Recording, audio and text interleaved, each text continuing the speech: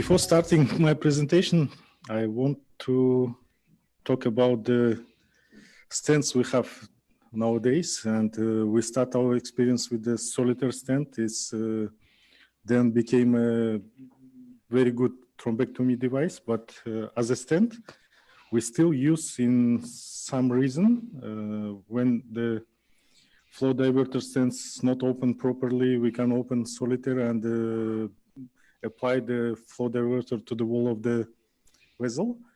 And for the braided stents also we use time to time, and what we see from our experience, the stent could be open and it could be detached at the end of the procedure. We can coil and we can wait, and from our experience in 2013, our hospital changed the drug clopidogrel from the original one to the local Kazakhstan producer, and we start to analyze our data, and thrombosis rate goes up 3 times. And then we look for our store and we ask our hospital why it happens. And at that time we went to the Joint Committee International, is JCI certification from international part of the world, and we should prescribe the medication as a clopidogrel. Before we prescribe as Plavix, and then we should to prescribe as clopidogrel, and we didn't notice the time when the local drug came, and we start to have many complications. And then we signed the notice to the pharmacology committee, and we changed the local drug to the international one, and the thrombosis rate decreased nearly 6 to 8%. But at the time we changed the drug, it was 20 to 24% in 2 months. And in 2014, we start to use Leo baby stent. It's a braided stent, it's nice stent, but time to time we had thrombosis intraprocedural, and we start to use TPA, and not all the time it's effective. And during my stay in Essen in 2012, I have seen one perfect case of half T stenting, and patient after extubation in 2 hours had a hemiparesis and dysphagia. Professor Chapeau took this patient for the control DSA, and stent was completely occluded with thromb. And he has nice techniques. He did a stentectomy from the pica, and patient recovered. And during the case, assistant asked me what I would do in a case when the stent is thrombosed. I said, he joked, maybe you will pray. I said, it's a drug problem. Maybe the clopidogrel is not effective. And then he looked for the paper, and the clopidogrel and aspirin was totally resistant. And nobody said about it, and stent was thrombosed. It might happen. And then the Kazakh people were nomads and looked for the animals and looked for the horses, and noticed that horse animal don't touch the generation till 7th. The father don't touch daughter, and another till the 8th generation. And then genetics is clear. And in Kazakh people, genetical problems from the history was very less. And we also look for the stents, and notice that all stents start thrombose at minute number 7. And at the 15th minute, if the clopidogrel or ticagrelor is not effective, stent usually more than 99% is thrombosed. Yes, we have cases when the stent thrombose at day 5, day 7, maybe in 2-3 months, but most of the stent intraprocedurally thrombose at the minute 7 and 15. And then we call this technique Kazakh thrombotest. This is my disclosure. Yes, we have recanalization in coiling. That's why we need to use stents, and aggregation therapy should be done. And the problem is no standard guideline for neurointerventional procedure. All of us has own recipe. I know the Italian friend Dodi Bacardi used ticlopidine. Jacques Moret showed his results since 2015. He started to use ticagrelor. Saruhan Çekirge said he completely postponed the clopidogrel and moved to prasugrel and ticagrelor. Yes, we use cardiology protocols, and there is no protocol. I attended ASNR courses in Essen, and still we have no clear protocol for the neuro. Resistance for the clopidogrel was described from 5 to 50%, and our experience shows the similar data. And Verify Now and multiple tests shows the resistant level. But Verify Now is very expensive test. Each test costs nearly $50, and sometimes we need to do 2 or 3 times, and it could be costly in the third world countries.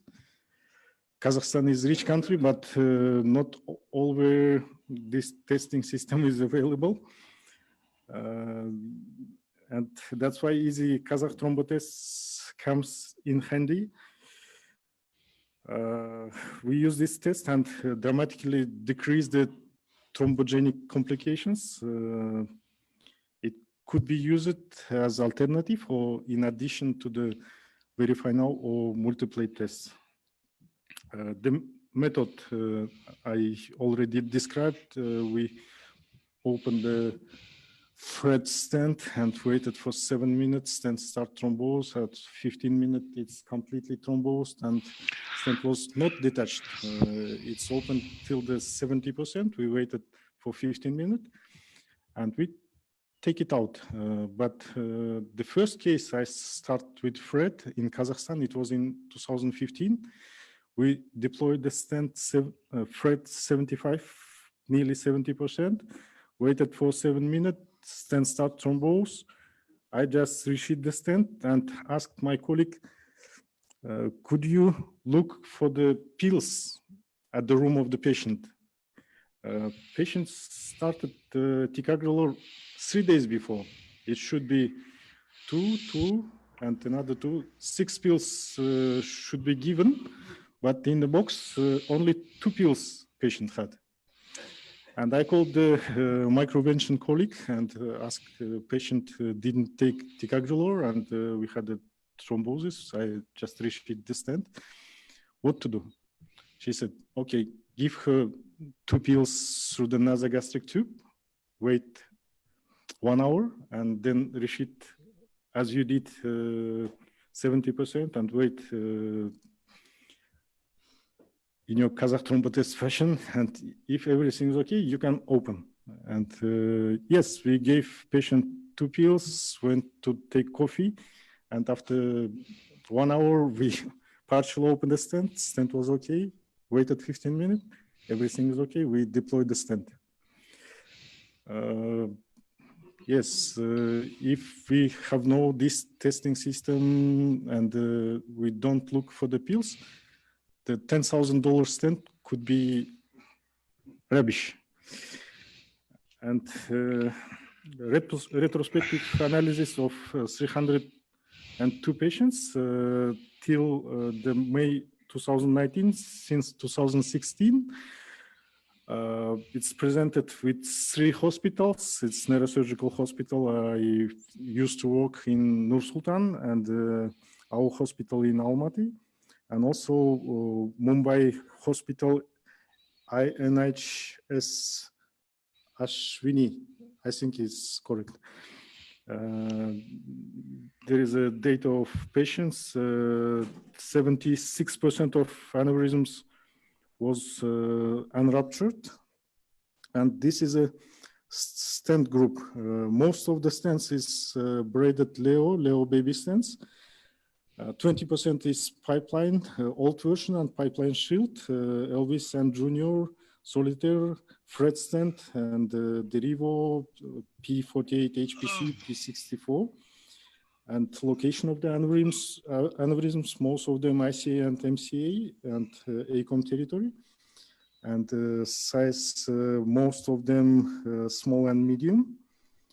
And neck also medium and small. And thrombus formation was in 18 cases intraoperatively.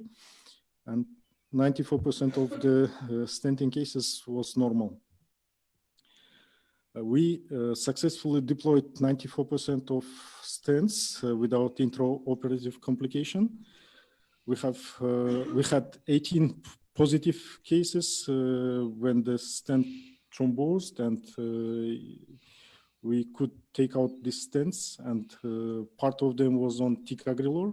When the patient on ticagrelor, there is no alternative, because we have no prasugrel in our countries, and ticagrelor as a second drug when the clopidogrel is not working. But in some reason, when the coil is stable and just placing the stent, if stent thrombose, we just can take out the stent. 2 patients had delayed thrombosis on days 3 and 4 post-op due to ticagrelor not taken for the last 48 hours. 1 patient died at home. He was discharged and he decided not to take the pills. And after 48 hours, he had hemiparesis and brain edema and died. And the second patient was in hospital and developed hemiparesis. We gave TPA, but TPA was not effective.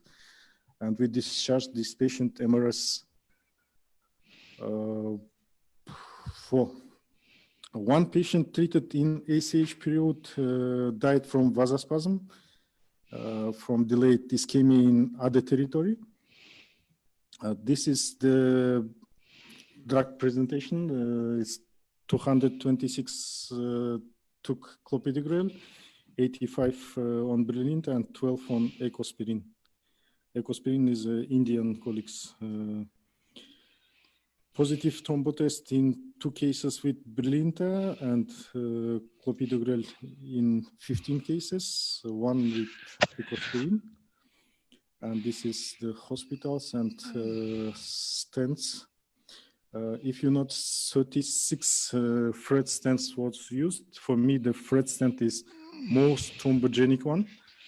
And since 2015, we start to use Brilinta in Fred cases. We start to use Brilinta in all cases, but after patients start coughing and dyspnea, we should move to clopidogrel, and we look for our data, and we came back for clopidogrel with using Kazakh thrombotest. In 6% of cases, it's thrombosis. I think it's not a bad number, because in the hospitals with Reopro and Integralin, yes, these cases could be also on ticagrelor and prasugrel. And usually our colleagues give the Reopro and Agrastat, and thrombus resolve. But in our countries, we have no these drugs. And what kind of result we have with Kazakh thrombotest and in combination with Verify Now? We get Verify Now since November. We start to check the patients with Verify Now, and very interesting results we get. It could be no Kazakh thrombotest patients when the operator forgot and deployed the stent completely. And then we have what we have, thrombose or not thrombose. Kazakh thrombotest positive. It's possible to change to ticagrelor from clopidogrel on the table. Kazakh thrombotest negative and verify now not resistant. It's ideal scenario. Kazakh thrombotest could be false positive when the patient has IC aneurysm with a high collateral flow. It could simulate the instant thrombosis. I will show you. Kazakh thrombotest negative and verify now total resistant case. We had one at the time of Neurosurgery forum, and Professor Çekirge said clopidogrel is a fluctuating drug, and we did Kazakh thrombotest and opened the stent, and then Professor Henke said verify now showed the total resistance. Yes, I will show you the case.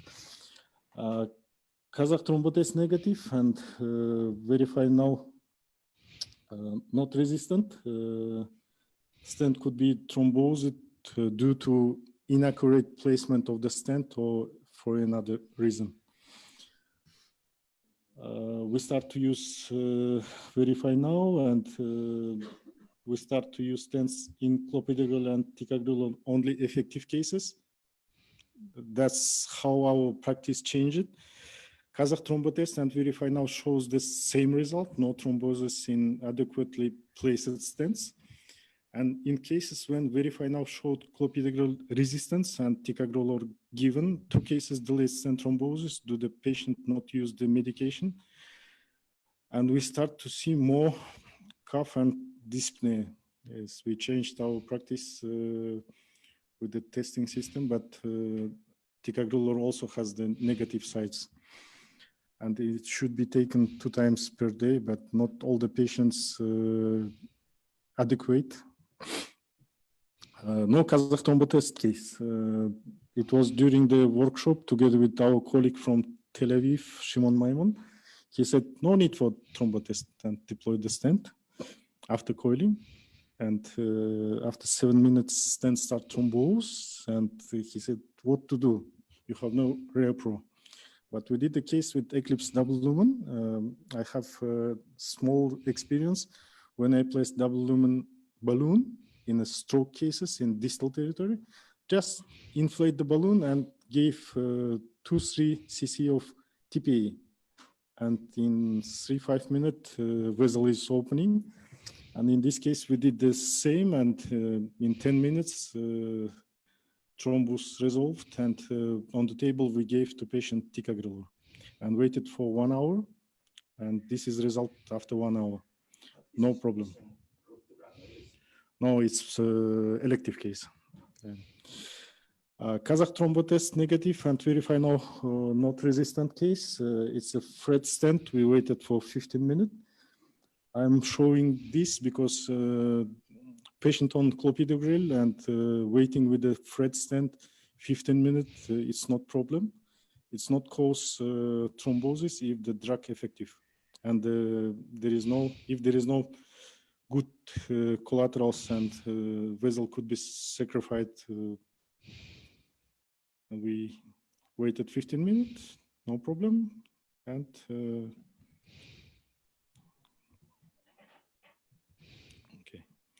the second case, Kazakh thrombotest false positive. We placed the silk stent, and in 10 minutes, we got this result.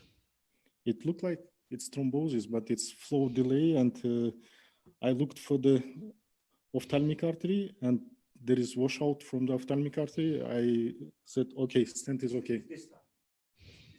It's distal thrombosis, yes. It looked like thrombosis, but I looked for the ophthalmic and said, okay, it's not thrombosis, and just deployed the stent, and in 15 minutes, everything is okay. It could be false positive. And this is a case I already said, Professor Çekirge was on the course. ACOM aneurysm, we decided to deploy a stent from right A2 to left. I planned to stop at the ACOM level, but I couldn't, and part of the stent went to the left side. We have video on my YouTube channel. This is Professor Çekirge commenting the case. And then we waited 15 minutes, deployed the stent, and Professor Henkes came to the operating room and said, total resistance. And we follow this patient since June. Patient is okay and stent is okay.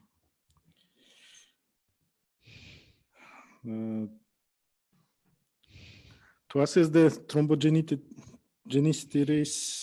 risk during endovascular intervention, we recommend using easy and affordable technique, Kazakh thrombotest, in the countries where our colleagues have no testing systems. We recommend to use both thrombotest and verify now and multiplate. It can decrease chance of mistakes.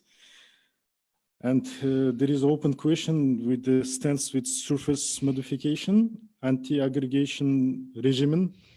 For me, it's not clear. Should we give clopidogrel or ticagrelor or just aspirin or nothing? Nobody knows. But we follow the standard protocol of double anti-aggregation. And I think it's needs some work on it. If you have questions, thank you. Okay.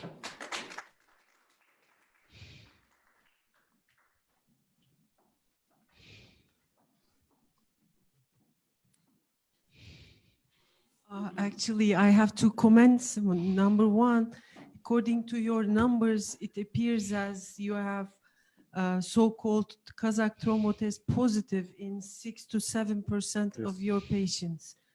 If you divide this to the amount of the cost of the devices, you come to like $50 already, even more. Yeah. So I would advise doing tests to all of the patients because it is at least as expensive as the test, number one. Number two, while waiting for the thrombosis, I mean for the test, partial open with partial open stent, then you have a good chance of provoking thrombus formation yourself too, because we know that with the stents, especially with the flow diverters, if the opposition to the wall is not good enough, even that much may cause thrombus formation.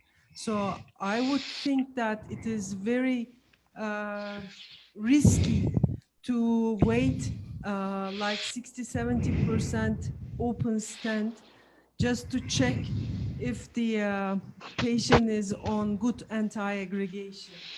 So I don't think that this is a safety caution. I mean, I would not do that. Okay, thank you. Supposing that you have no mean to test, right? Yeah. But what you're suggesting is that if you have no mean to test the activity of the drug that you're using, this might be a good idea to give you a clue whether or not your drug is potent or not. This is, I think this was the point, if I did not misunderstand you. Yeah, we start to use verified. Yeah, yes. You have your verified test. So, okay, I have a small comment. We start to use verify, and in nearly 40% of our patients, because of we return to Kazakh clopidogrel from Kazakhstan, and in nearly 50% of cases, we have resistance. And may I comment on that? There's a genetic, this is the generic drug, right? Yeah. And then the Equal Activity Act means that if there is 80% of the original drug is available within the generic one, it's okay. Therefore, 75 milligram clopidogrel, 80, it goes down to 60 and 50, and this is not enough. This is the problem with all generic drugs. Yes, but in the cases In 2018 and beginning of the 2019, most of the cases did with clopidogrel, and thanks to Kazakh thrombotest, only 6% of cases we take out the stents. And we start to use Verify Now, and in 50% of cases we went to ticagrelor, and I lost 2 patients thanks to Verify Now testing. And this time I have no exact answer. And also we have pipeline shield cases. It's a great stent, and comparing with the thrombogenic Fred stent, pipeline shield is less thrombogenic. And in all cases, nearly in all cases for the last 2 years, we have not seen thrombosis with the clopidogrel. Yes. In some patients, we give only clopidogrel, and we stop to use ticagrelor in pipeline shield. But if I will test this patient, maybe half of them could be resistant for clopidogrel, and I have no answer. I have no exact answer, but I try to compare the result of Kazakh thrombotest with Verify Now, because maybe they could be something interesting in the future. And also we talked with the genetic lab, and since February we will start to check our patients for the genetic resistance. I think in our practice, I am very careful, be careful with the proximal part of every stent. See, your stent is not totally close to the wall, you are generation thrombus. And in this, every time when I finish to deploy the stent, I wait in the angio room half an hour and check. And I don't like too much where is the proximal part of the stent. I deploy a second stent to prevent the progressive thrombosis or ischemic attack. Yes, it's a experience. And the question is the same of ISIL. Yeah. Why you test before not totally open? I think the most important is when you deploy, so you don't that sure to prevent. Yes, Luis, let me answer. There is an interesting point. We start to work on biplane Azurion since December. And since 2016, I worked on Siemens RTZ without any 3D or Dyna. And as I learned from René, in all flow diverter cases, when the proximal part could be some questions, I went with balloon and do stentoplasty. Yes, and in many places in the world, it's not available to do 3D angiography, and not all systems pipeline. That's why we do stentoplasty. And in some cases, yes, we place the solitaire or another flow diverter stent to opposite the stent exactly to the wall. Yes, and many of our colleagues, yes, deploying the stent and waiting from 20 to 30 minutes. But what to do if the stent thromboses? We wait with undetached stent 15 minutes and then no problem, usually. Yes, but in some cases, thrombosis not all the time effectively resolves with TPA. Yeah. Massive thrombosis, I try to remove the stent. Not all the time possible to take out the stent. Okay, good.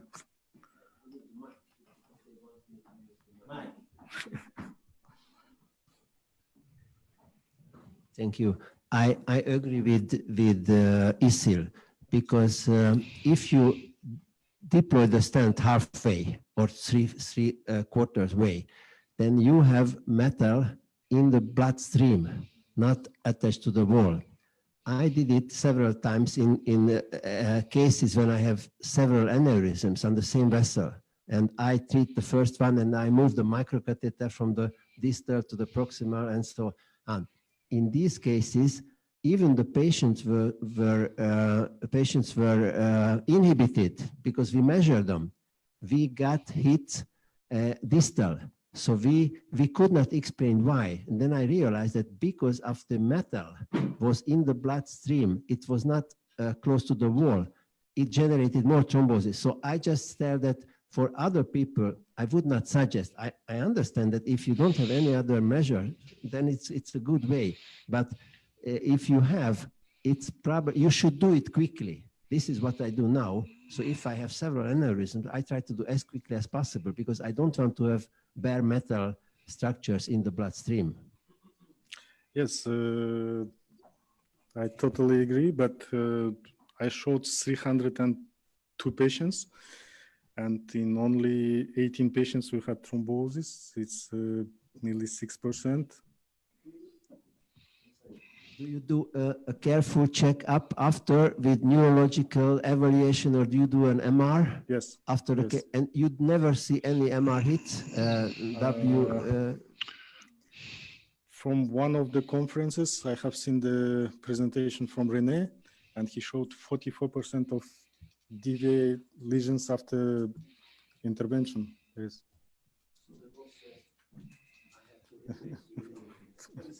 Okay, thank you.